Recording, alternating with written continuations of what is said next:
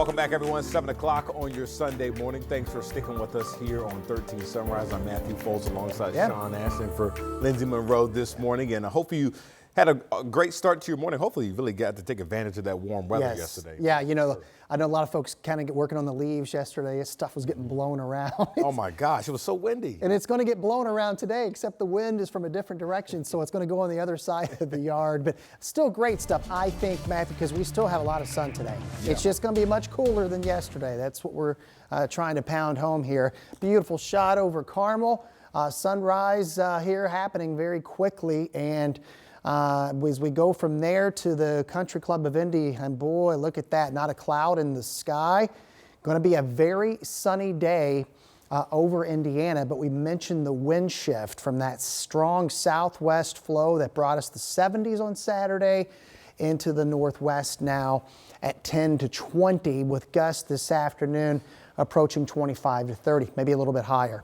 So we start you out at 39 in Lafayette, 38 Crawfordsville. Farther west, look at Champaign in the lower 30s, and I show you that because that's where we're going to be tomorrow. We're going to start Monday even colder than this. We'll be scraping some frost early in the morning. There you go. But 20 degrees colder than the start we had on Saturday, and this high is going to give us the sunshine, but it's also bringing us back down to where we should be for the middle part of November. Much cooler today. We'll go bright, we'll go breezy, and there's those afternoon temperatures in the lower 50s. We've got several chances of rain before we get to next week, and I'll have that in the 7-day forecast.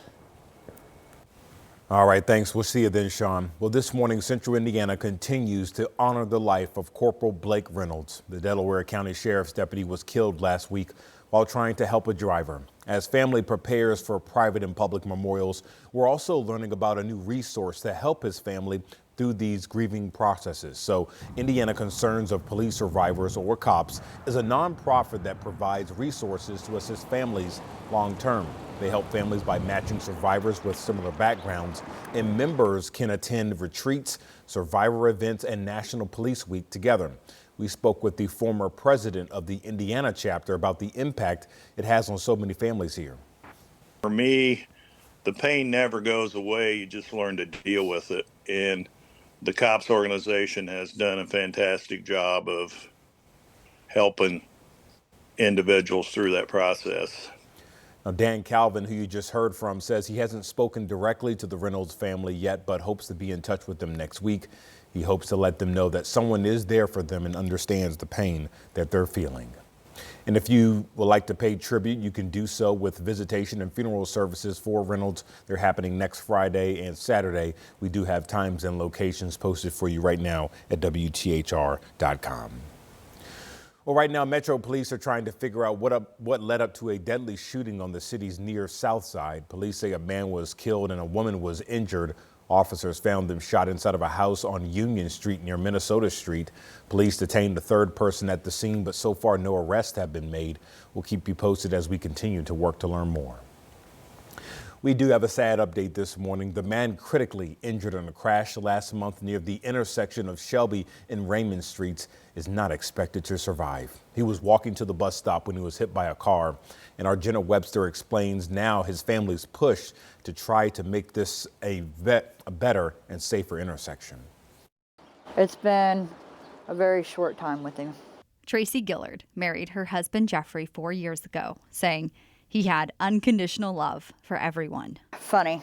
That's what made me fall in love with him. If I could just snap my fingers and just have him poof right here, I'll do it. But I can't. And it kills me every day. 1 month ago, on October 13th, Gillard was walking to the bus stop at Shelby and Raymond Streets when he was hit by a pickup truck. It happened just before 6 in the morning. When I was praying with every fiber of my being that it was not him. Gillard was hospitalized with serious injuries, including a brain bleed, broken neck, pelvis, and leg. They say he was starting to get better until last week when his heart stopped twice and he had a stroke. That's the day he'll take his last breath. They plan to take him off life support this weekend and donate his organs.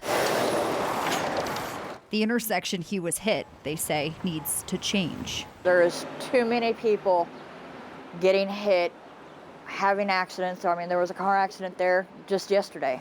Gillard was the 4th pedestrian hit at this intersection just this year, according to data from Indy Pedestrian Safety Crisis. A memorial still stands, honoring a man hit and killed in February. It's so bad to the point that I catch the bus from down that way now. I don't go to that corner. 1, because of what happened. 2, I don't want to be next. She don't want to be next. The family would like to see the city install better lighting. An overpass pedestrian bridge is another idea. When I noticed that this one's top 5 dangerous intersections in Indianapolis, and it's been like that for decades. It needs to stop. It really does. They hope their loss will be the last any family has to live with at this intersection. In Indianapolis, Jenna Webster, 13 News.